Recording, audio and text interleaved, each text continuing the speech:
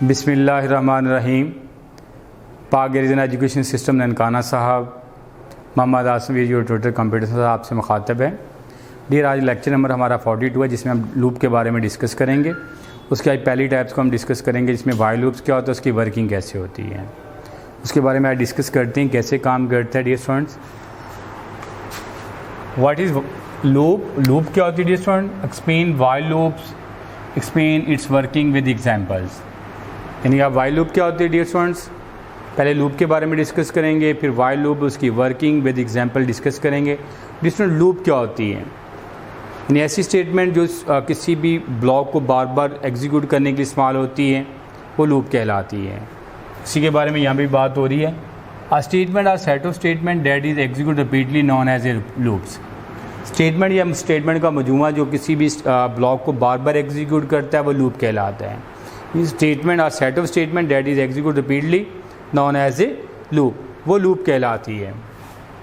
The structure of that repeat the statement are known as a iterative, repetitive और looping construct. ऐसी statement जो loop किसी भी statement के मजमूए को बार बार दोहराती हो, रिपीट करती है, वो इटरेटिव कहलाती है, रेपिटेटिव भी कहलाती है, लूपिंग कंस्ट्रक्ट भी कहलाती है।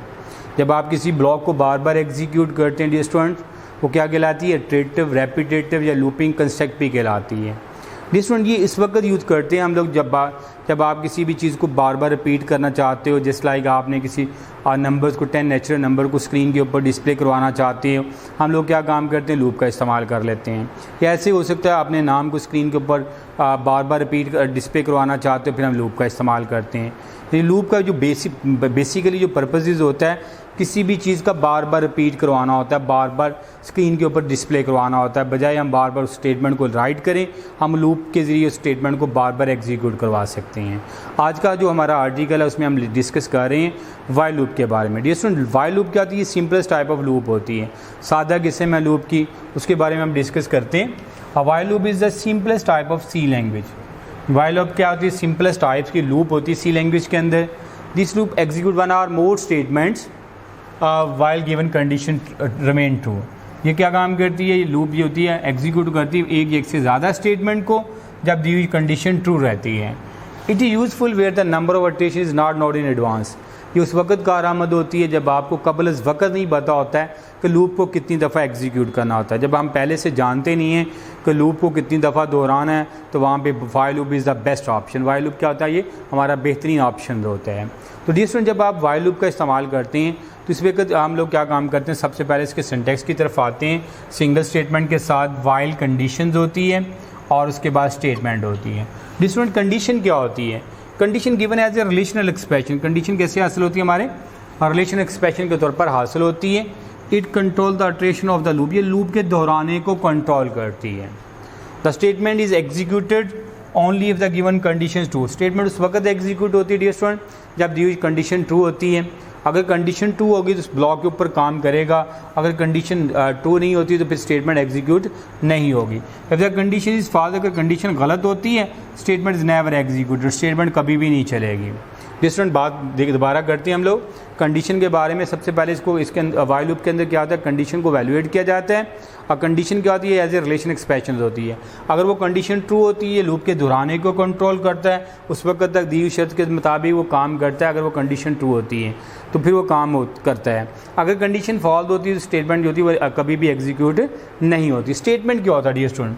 Statement is the instruction that is execute when the conditions true. Statement हदायत होती है जिसको चलाया जाता है। कब की बात कब चलाया जाता है डियर स्टूडेंट? जब दी कंडीशन ट्रू होती है। जब कंडीशन ट्रू होती है तो स्टेटमेंट के ब्लॉक को एग्जीक्यूट किया जाता है। Two or more statement are specified in braces. अगर दो से ज़्यादा स्टेटमेंट को आपने लिखना चाहते हैं तो उसको किस में स्पेसिफाइड करेंगे? ब्रेसिस में उसको स्पेसिफाइड करेंगे। इट इज़ कॉल्ड बॉडी और लूप्स। इसको बॉडी और लूप्स भी कहते हैं। इसे कंपाउंड स्टेटमेंट भी कहा जाता है, ब्लॉक स्टेटमेंट भी कहा जाता है। जब भी आप उस बॉडी के अंदर एक से ज़्यादा स्टेटमेंट को राइट कर लेते हैं, उसको एग्जीक्यूट करवाना चाहते हैं तो सेट स्टेटमेंट भी कहलाता है, उसे ब्लॉक ऑफ स्टेटमेंट भी कहते हैं, कंपाउंड स्टेटमेंट भी कहते हैं। इसको किस में डियर स्टूडेंट लिखा जाता है? ब्रेसिस में लिखा जाता है। उसके लिए मैंने दोबारा एक सिंटैक्स राइट किया है। जब एक से ज़्यादा स्टेटमेंट को राइट कर एग्जीक्यूट करवाना चाहते हैं उसमें क्या होता है? फर्स्ट ऑफ ऑल कंडीशन होती है वाइल के साथ, भी statement 1, statement 2, statement 3, statement 4, statement n and so on, उसको करली ब्रेसेस में लिखा जाता है। इसमें इसकी वर्किंग डियर स्टूडेंट कैसी होगी? सबसे पहले इस कंडीशन को वैल्यूएट किया जाता है। अगर वो कंडीशन ट्रू होती है, इसकी होल बॉडी को एग्जीक्यूट करने के बाद again start of the loop के शुरू में चला जाता है और फिर उसको चेक करता है। ये प्रोसेस कंटिन्यू रहता है जब तक दी हुई कंडीशन ट्रू रहती है। अगर आप इसकी वर्किंग की तरफ, फ्लो चार्ट की तरफ आते हैं डियर स्टूडेंट, सबसे पहले कंडीशन को वैल्यूएट किया जाता है। अगर वो ट्रू होती है, इसी लूप की बॉडी को एग्जीक्यूट करता है। एग्जीक्यूट करने के बाद अगेन कंडीशन को चेक करता है, कि दोबारा कंडीशन को चेक करेगा। ये प्रोसेस कंटिन्यू रहेगा, बार बार उसको एग्जीक्यूट करता रहेगा। कब तक एग्जीक्यूट करता रहेगा? जब तक दी हुई कंडीशन ट्रू रहती है और उसको बार बार चलाता रहेगा। यूं ही कंडीशन फॉल्स हो जाती है ये स्टूडेंट, ये क्या होता है, उसकी लूप की बॉडी से बाहर निकलकर नेक्स्ट स्टेटमेंट पे चला जाता है। अगर आप इसकी वर्किंग की तरफ आते हैं ये स्टूडेंट, वर्किंग कैसे होगी ये देखें ज़रा। फर्स्ट ऑफ ऑल क्या होता है, कंडीशन इज वैल्यूएटेड। सबसे पहले कंडीशन को वैल्यूएट किया जाता है। अगर कंडीशन ट्रू होती है, control enter the body loops, control body loops के अंदर दाखिल होते हैं and execute all statement bodies, और उसकी तमाम स्टेटमेंट को बॉडी के अंदर से चलाता है। दोबारा देखें डियर स्टूडेंट, सबसे पहले क्या काम करता है, वाइल के अंदर जो कंडीशन दी होती है सबसे पहले उसको चेक करता है। अगर वो ट्रू होती है फिर क्या होता है, कंट्रोल उसकी बॉडी के अंदर आता है, उसके अंदर जितनी भी स्टेटमेंट लिखी होती है उसको एग्जीक्यूट करता है। एग्जीक्यूट करने के बाद ये स्टूडेंट आफ्टर एग्जीक्यूटिंग क्या होगा, स्टेटमेंट क्या काम करेगी, वो move to back the starting of the loop, pointer को कंट्रोल का काम पे भेज देगी, लूप के शुरू में भेज देगी। जब लूप के शुरू में चला जाएगा अगेन कंडीशन को चेक करेगा। अगर वो ट्रू होगी फिर वो प्रोसेस कंटिन्यू होगा, उसकी तमाम स्टेटमेंट को उसकी बॉडी के अंदर दाखिल होगा और उसकी तमाम स्टेटमेंट को चलाना शुरू कर देगा। ये प्रोसेस कंटिन्यू चलता रहेगा। उसी के बारे में यहाँ पे भी है, after executing the statement it again move to the start of the loops and evaluate the condition again, और दोबारा कंडीशन को हल करता है, उसको चेक करता है। This process continue as long as remain condition true, जब तक वो कंडीशन सही रहती है ये प्रोसेस कंटिन्यू रहता है। उसी के बारे में यहाँ पे कहते हैं when the condition becomes false, जब कंडीशन फॉल्स होती है, loop is terminated, while loop terminate only when the condition become false. Loop उस वक्त व्हाइल लूप टर्मिनेट होगी जब कंडीशन फॉल्स होती है। अगर कंडीशन टर्मिनेट नहीं होती डियर स्टूडेंट्स फिर क्या होगा, कंडीशन रिमेन ट्रू रहती है, लूप इज नेवर एंड्स, तो लूप का कभी भी एंड नहीं होगा। अगर आप उसको condition during the execution programme किसी भी स्टेज के ऊपर वो कंडीशन फॉल्स नहीं होती तो फिर लूप क्या थी, वो हमेशा ट्रू रहेगी। जब लूप हमेशा ट्रू होगी उसका एंड भी नहीं होगा। ऐसी लूप जिसका नो एंड पॉइंट हो, known as a infinity loop, उसको इन्फिनिटी लूप के नाम से जाना जाएगा। ऐसी लूप जिसका कोई भी एंड नहीं है तो लूप क्या होगा, लाभमतनाही सिलसिला शुरू कर देगी, चलती रहेगी, कभी भी इसका एंड नहीं होगा। इसकी एक एग्जाम्पल ले रहा हूँ डियर स्टूडेंट। फॉर एग्जाम्पल हम लोगों ने एक पाकिस्तान को स्क्रीन के ऊपर 5 टाइम स्क्रीन के ऊपर डिस्प्ले करवाना है यूजिंग द व्हाइल लूप। हम क्या काम करेंगे, सबसे पहले हेडर फाइल को डिक्लेयर करवाएंगे, उसके बाद ये स्टूडेंट क्या काम करेंगे, एक वेरिएबल ले लेंगे एन के नाम से और सेमीकोलन लगा देंगे। उसके बाद ये स्टूडेंट क्या काम करेंगे, आप क्लियर स्क्रीन करवा लिया, उसके बाद एन की कीमत 1 इनिशियलाइज करवा दें। हमने क्या काम करना है, आपने एक नंबर लेना है, एक वेरिएबल लेना है, उसकी कीमत आपने इनिशियलाइज कितनी करवा दी है, 1 करवा दी है। अब हमने इसको क्या काम करेंगे डियर स्टूडेंट, वाइल की बॉडी यूज़ करवा लेंगे।